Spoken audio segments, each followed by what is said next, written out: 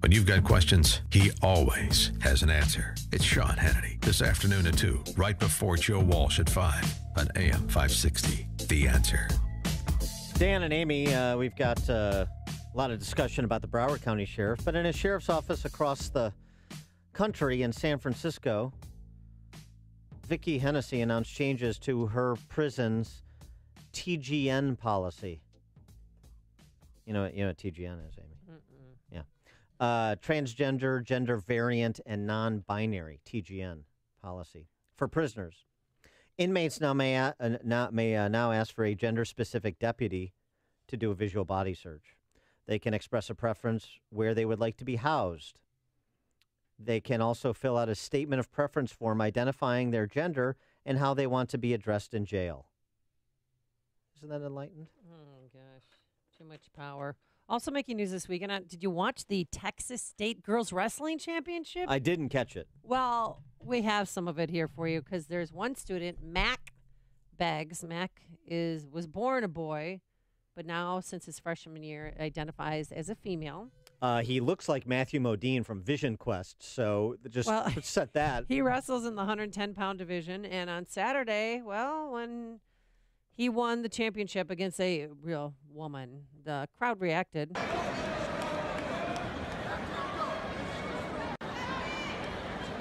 He had a huge lead, Dan. He nearly got pinned.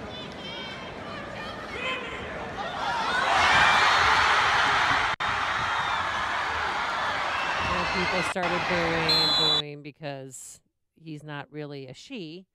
I mean, how many girls do you know that are named Mac? Do you know any women named Mac? Hey, Mac. I don't know any women that look like that individual because so unfair. They're women, and he's not. Well, he's won the girls' state championship 2 years in a row now, and it's unbelievable to me. Oh, no, why? Hooray. Hooray. You have to celebrate. You have to finance it. You have to celebrate. Otherwise, the outrage mob is coming for you. What's worse is that Mac Beggs, he's received an academic scholarship from a college that would give him the opportunity to wrestle on the men's team. So now, whatever fits, whatever floats his boat. Well, so here's the point, and this is for all you moms and dads of daughters out there who would like your daughter to play sports, just understand that in the brave new world, she's going to be competing against dudes. And you're going to marginalize women in sports. So for those who think, it's, that's that locker room issue of Palatine High School out here, that's somebody else's problem. It's never going to be visited upon me, my family, my daughter, my neighborhood, my school. Okay, sure. For more on this topic, we're pleased to be joined by Ryan T. Anderson. He is a Heritage Foundation Senior Research Fellow. He's the author of the new book, When Harry Became Sally, responding to the transgender movement. I will not have what she's having. Ryan T. Anderson, thanks for joining us. Appreciate it. Sure thing. Happy to be with you. So what about the increasing frequency of instances like we've discussed, both having men in women's prisons, having men win high school girls wrestling titles? Where's this going? Yeah, I mean, so in a simple phrase, biology isn't bigotry.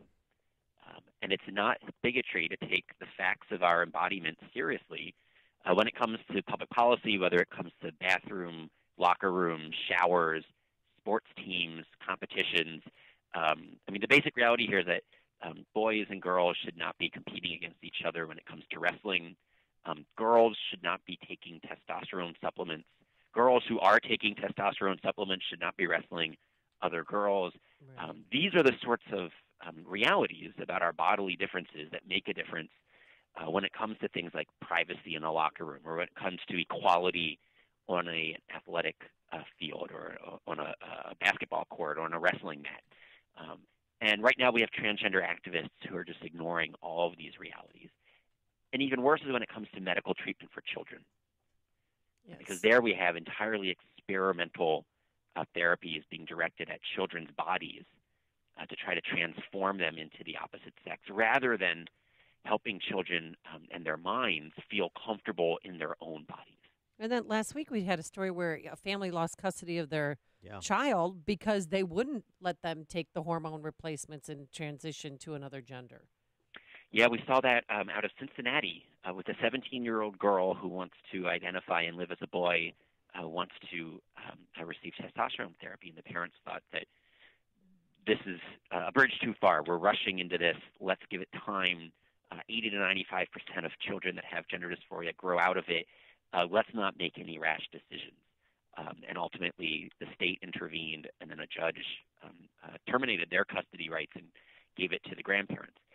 These are the sorts of issues that I discuss in the book and that I want ordinary Americans to know about, because the mainstream media isn't covering these issues from a fair perspective. The mainstream media frequently is glamorizing transition. They interview people like Bruce Jenner, and then they make a cover shoot of Caitlyn Jenner. They don't tell the stories of people like Walt Heyer, who transitioned, regretted it, and then detransitioned. They don't tell the stories of Dr. Paul McHugh, the psychiatrist in chief at Johns Hopkins, who shut down their sex reassignment clinic. Those are the types of stories that I try to highlight in the book to give readers a more complete picture of what's going on. How optimistic are you about pushing back with biology on this issue? Because the outrage mob intimidates people across the political spectrum. I mean, here in Illinois, you've got a Republican governor, Republican House minority leader who voted for trans birth certificates. You know, you are whatever sex you want to be, and you can change your birth certificate accordingly. The left is always pulling feeble Republicans to the left who don't want to be shamed or called a bigot, the word you used at the outset. And so isn't this going to be marriage redefinition redux? I don't think so, because there's a difference here between elites and ordinary Americans. So you're right. At the elite level, the political elites on the left have drank the Kool-Aid, and they're entirely in favor of new transgender policies. But their constituents, ordinary Americans, whether they're Democrat or Republican, liberal or conservative, plumbers, electricians, nurses, waiters, waitresses, Uber drivers, they don't want their 5-year-old boy coming home from school and announcing that he's actually their 5-year-old girl. They don't want their 15-year-old girl coming home from school and saying that there's a boy in her locker room because he identifies as a girl. Whether they're in favor of high taxation or low taxation, whether they're in favor of free trade or government regulation, whether they like Obamacare or dislike Obamacare, ordinary Americans don't want either of those things to happen to their children. And that's why I think that this isn't going to play out the way that other partisan issues have played out. You mentioned that many people regret making the transition. How many of those people have attempted suicide? Well, so we don't know in terms of suicide statistics for people who regret it. Some people are actually happy with the transition as a cosmetic matter. It went well from the physique perspective, but they still have struggles. They still have struggles with substance abuse, with alcohol abuse, with anxiety, with depression. And then we know 41% of people who identify as transgender attempt suicide at some point in their lives. And people who have had sex reassignment surgery are 19 times more likely than the average population to die by suicide, which doesn't necessarily mean that the transition itself was the cause of the suicide. It does suggest that transitioning is not providing the wholeness and the happiness that these individuals are seeking, that we have to find something else to help them to feel comfortable in life, that the therapies directed at the body are producing horrific outcomes. But yet you still have, we have this case I referenced at the outset, Palatine High School here, the school district in northwest suburban Cook County, where they make a special accommodation in the girls' locker room for this individual who's identifying as a girl even though he's a boy. And that's not enough, because you got to treat him exactly like you treat the girls. He needs to just be one of the girls, even if the girls are uncomfortable with that.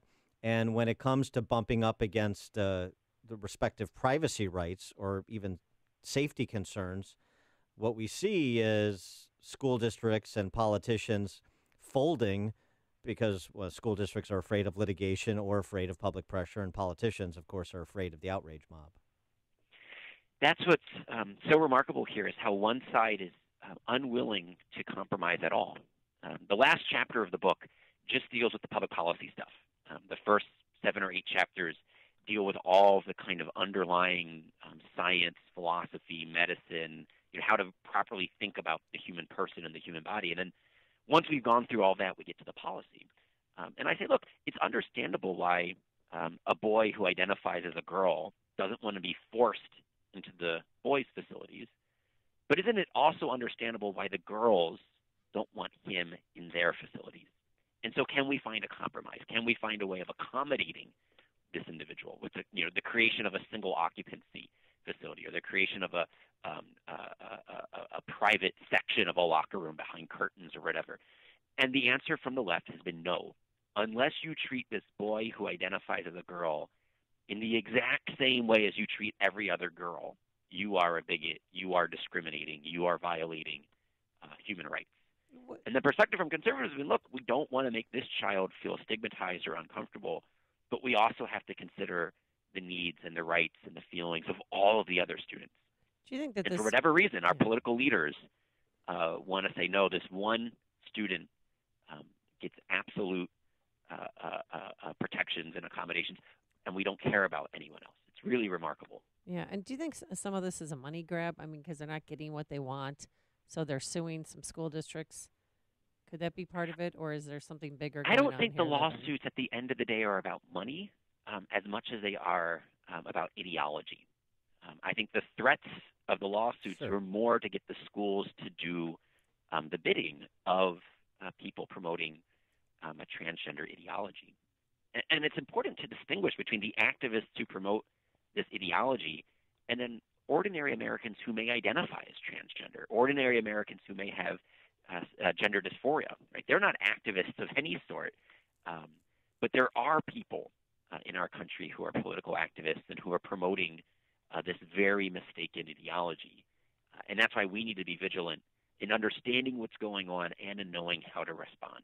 In the wake of that custody hearing in Cincinnati, you've had other instances. Of course, the D.C. Press Corps lionizes these families where they help their prepubescent child transition to another gender. How should we talk about those cases where the 7-year-old boy dresses up with mom's earrings, so let's make him a girl. He wants to be a girl, so let's make him a girl, and let's start with the drugs and even surgeries. Isn't that child abuse? I mean, can't we call that child abuse? Some physicians have, including the president of the the American College of Pediatricians. There are 2 different pediatrician groups. One's the American Academy and one's the American College. And so it's the conservative group which had to splinter off from the other group because the other group got captured by the gender ideologues. And so another group splintered off that wanted to tell the truth about these issues. And Dr. Michelle Cretella has referred to this as child abuse. I think in general what we used to do for a child like this is recognize that for 80 to 95% of the cases, children naturally grow out of it. It's simply a stage, and if you give them the time and the space, they'll grow out of it, and they'll reconcile their thoughts and their feelings with their bodies. They'll live in accordance with the reality of their body. So don't lock it in. Don't do anything to reify, to kind of solidify their transgender identity. Just say, all right, fine. You're a boy who right now wants to wear high heels. That's fine. You'll grow out of it. Right? So how many kids go through stages like this? Now we have gender specialists saying, no, you should actually transition the child first socially, a new name, a new pronoun, a new wardrobe. Then you should block puberty in your child to prevent them from going through puberty in the, quote, wrong body, then give them cross-sex hormones. That's an entirely experimental form of medicine, and we need to press the pause button. He is Ryan T. Anderson, Heritage Foundation Senior Research Fellow, author of the book When Harry Became Sally, responding to the transgender movement. Ryan, thanks for joining us. Appreciate it. Thank you. And he joined us on our turnkey.pro answer line. This